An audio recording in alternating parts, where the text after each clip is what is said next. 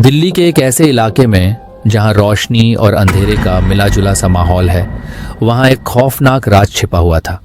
यह इलाका दिल्ली के सबसे पुराने रेड लाइट एरिया में से एक था, जहां दिन और रात का फर्क महसूस नहीं होता था। यहाँ की गलियों में लोग आते जाते थे, लेकिन कुछ अजनबी चेहरे और खामोश कोने अक्सर लोगों को डराते थे। वैसे दोस्तों, आज की कहानी कुछ और भी इंटरेस्टिंग होने वाली है, इसलिए जल्दी से चैनल को लाइक शेयर सब्सक्राइब कर दो, क्योंकि कहानी में एंटर करने के बाद आप कहानी में कुछ इस तरह खोने वाले हो कि कहानी खत्म होने के बाद आप कमेंट बॉक्स को भरने वाले हो। तो चलिए अब कहानी को स्टार्ट करते हैं। ये कहानी है एक छोटे से लड़के अरमान की, जो एक दिन अपने दोस्त अदिति के साथ उस इलाके की सच्चाई जानने के लिए जाता है। अरमान एक जर्नलिस्ट था और अदिति उसकी दोस्त, जो हमेशा उसकी मदद करती थी। दोनों के बीच गहरी दोस्ती थी, लेकिन उनके बीच कुछ और था जो अरमान को खुद भी नहीं समझ आता था।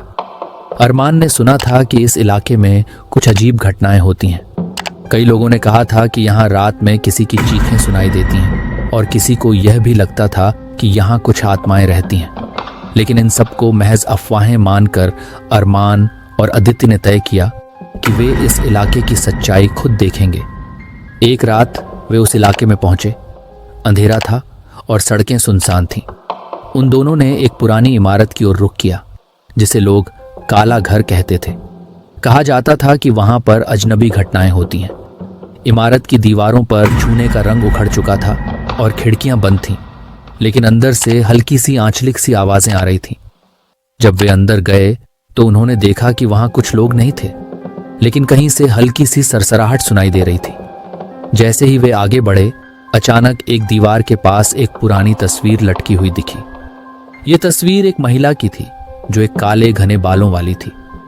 तस्वीर का चेहरा गहरी उदासी और घबराहट से भरा हुआ था। अरमान और अदिति ने फोटो को ध्यान से देखा और तभी एक अजीब सी ठंडी हवा का झोंका आया। अरमान ने अपनी लाइट फ्लैश की और अचानक उसे तस्वीर के पास कुछ हल्के से धुंधले से अक्स दिखाई दिए। जैसे ही उसने ध्यान से देखा, वह शख्स उस तस्वीर के अंदर की तरह घूर रहा था। उसके चेहरे पर एक दर्दनाक मुस्कान थी और उसकी आंखों में कुछ कटा कटा सा था। अरमान ने डरते हुए पूछा, तुम कौन हो? और उस समय एक जोरदार आवाज आई, तुम नहीं जानते तुम किसके घर में हो। अचानक पूरी इमारत के अंदर शोर मच गया। दीवारों पर खरोंचें बनने लगीं और पंखे की आवाज तेज हो गई।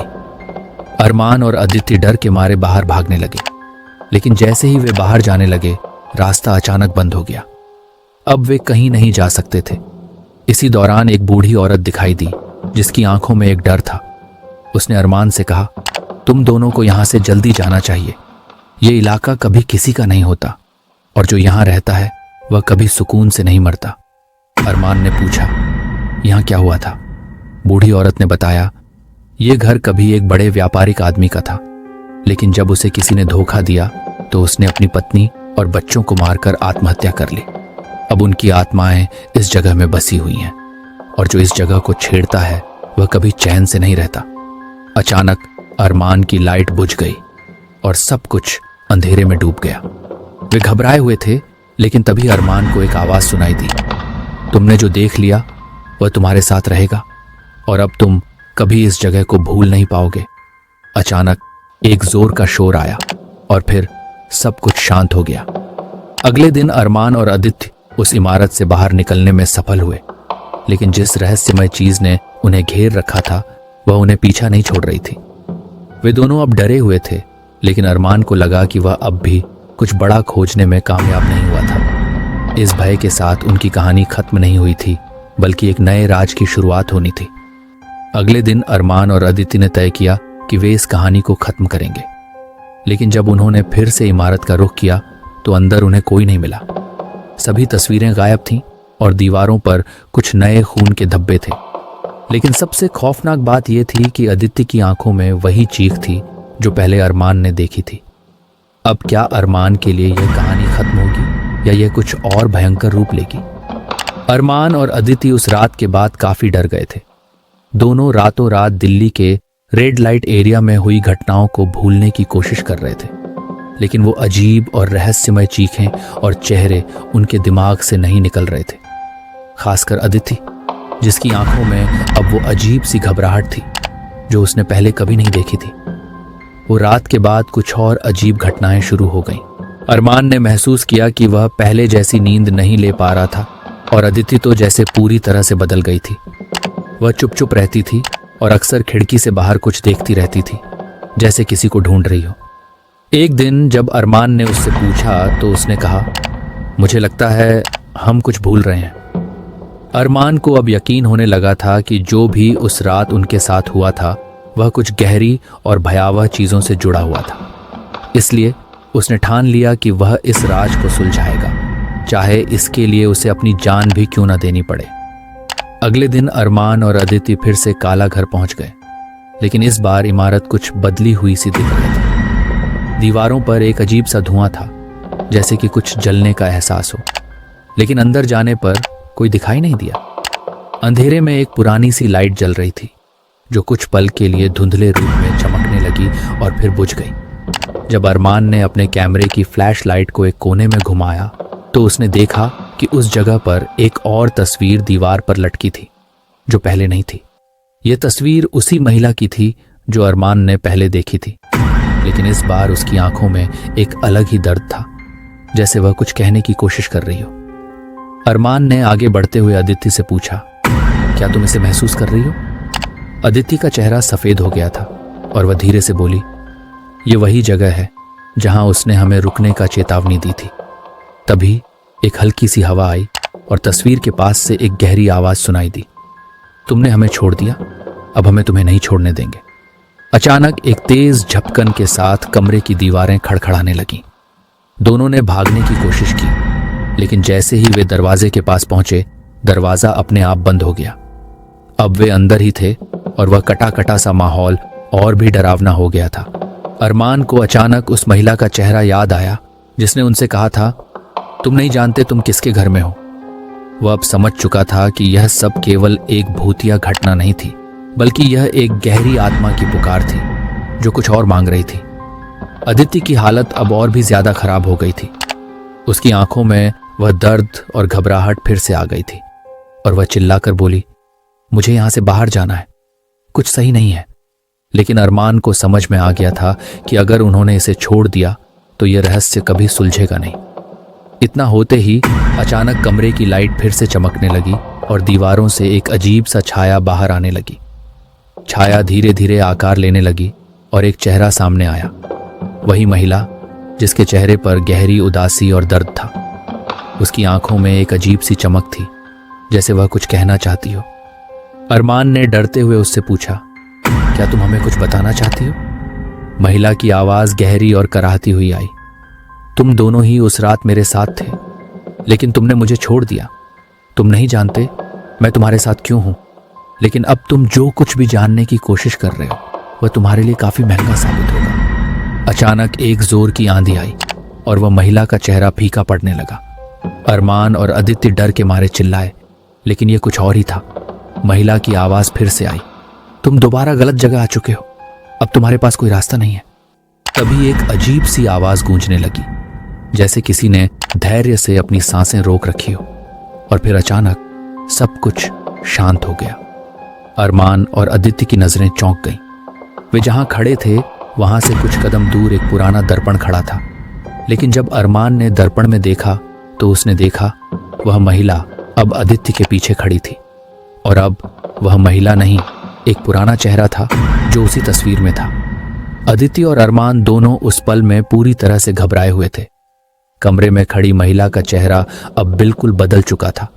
उसकी आंखों में जो पहले दर्द और उदासी थी, अब वह क्रोध और घृणा में बदल चुकी थी।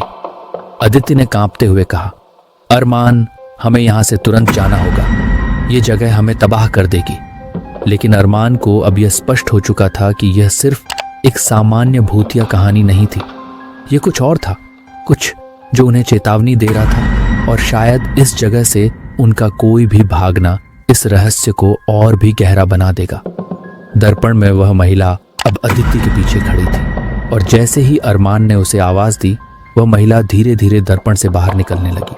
अरमान और अदिति ने डर के मारे एक दूसरे को देखा, लेकिन वे कुछ भी नहीं कर पा रहे थे। महिला की आंखों में अब गहरा लाल रंग था और उसके चेहरे पर एक भयानक मुस्कान थी, जैसे वह किसी अज्ञात मंशा के साथ खड़ी हो।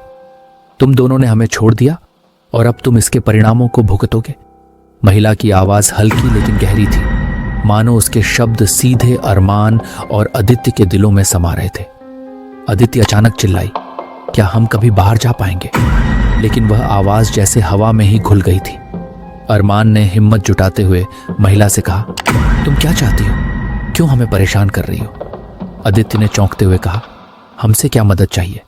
हम तो बस एक साधारण जर्नलिस्ट और छात्र हैं। महिला की आंखों में गहरी जलन थी। तुम्हें वह प्राचीन किताब ढूंढनी होगी जो इस जगह की सच्चाई बताती है।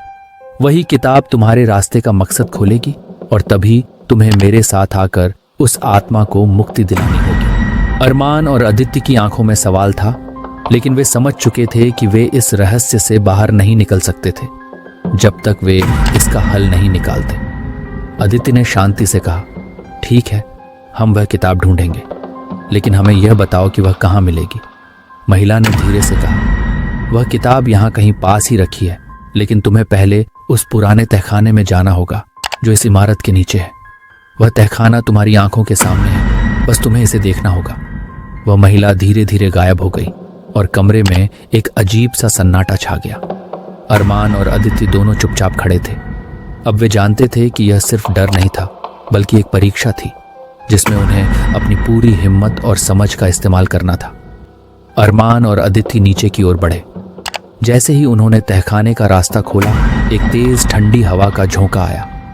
नीचे की सीढ़ियों पर जाते हुए वे दोनों उस डर को महसूस कर रहे थे जो उनके दिलों में समा रहा था। तहखाने में अंधेरा था और वहां सन्नाटा था, जैसे कुछ भी यहां से भाग चुका हो। लेकिन अरमान ने अपने कैमरे की फ्लैशलाइट जलाई और फिर देखा, तहखाने में एक पुरानी सी लकड़ी की अलमारी थी जिसे बेहद मजबूती से बंद किया गया था। आदित्य ने उसे खोला और अंदर एक पुरानी किताब रखी हुई थी जिस पर धूल जमी हुई थी। किताब का कवर बहुत पुराना और बेजान सा लग रहा था, जैसे उसने कई सालों तक दुनिया की नजरों से छुप कर रखा था।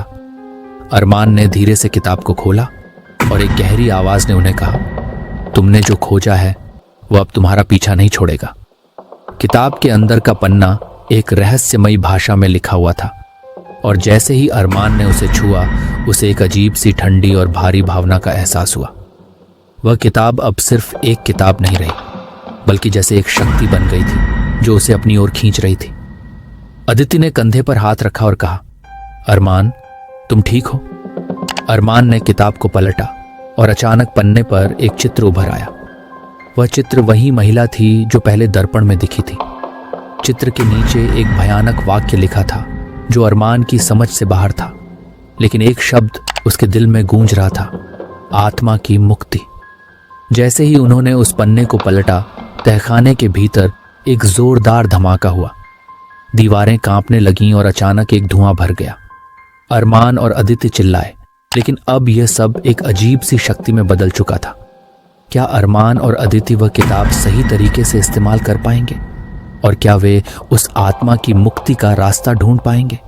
अरमान और आदित्य अब पूरी तरह से भय और रहस्य में घिरे हुए थे।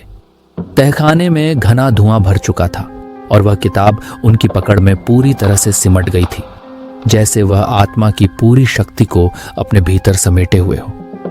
कमरे में चारों ओर अजीब सी खामोशी थी, लेकिन एक अंदरूनी गूंज लगातार बढ़ रही थी, जैसे कोई शक्तिशाली आवाज उन्हें पुकार रही हो।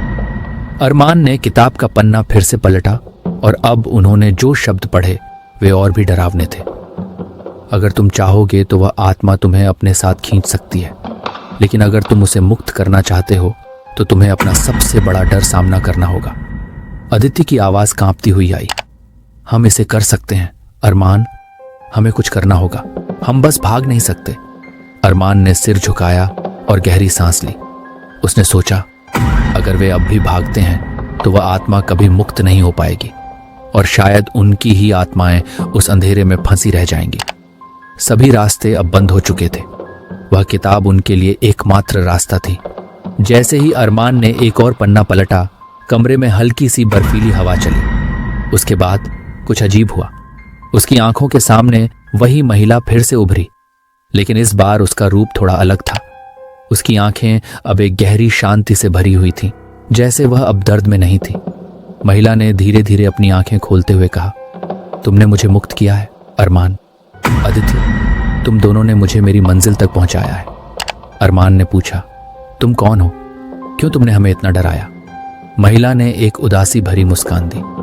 मैं एक समय में इस इलाके की मालिक थी। ये इलाका पहले एक खुशहाल जगह थी, लेकिन जब मुझे धोखा दिया गया तो मेरी आत्मा यहाँ बुरी तरह फंसी रही। मैं किसी और का पीछा नहीं कर रही थी, बल्कि मैं केवल अपनी मुक्ति के लिए तलाश कर रही थी। तुम दोनों ने वह किताब ढूंढी और उसे सही तरह से समझा। तुम दोनों ने मुझे वह रास्ता दिखाया जिससे मेरी आत्मा अब शांति पा सकती है। अरमान और अदिति की आंखों में अब राहत थी। वे समझ चुके थे कि इस पूरी घटना का उद्देश्य कुछ और था। ये एक मुक्ति की कहानी थी, न कि सिर्फ एक डरावनी घटना। वह महिला अब उन दोनों को धन्यवाद देती हुई अपनी आखिरी श्वास ले रही थी। महिला की आकृति धीरे धीरे धुंधलाती हुई गायब हो गई और कमरे में एक गहरी शांति छा गई। दीवारों से वह अजीब सी खरोंचें और शोर भी थम गए। कमरे का वातावरण अब हल्का और सुकून भरा हो गया था, जैसे सारी घबराहट और डर खत्म हो चुका हो। अरमान और अदिति कुछ देर तक चुपचाप खड़े रहे।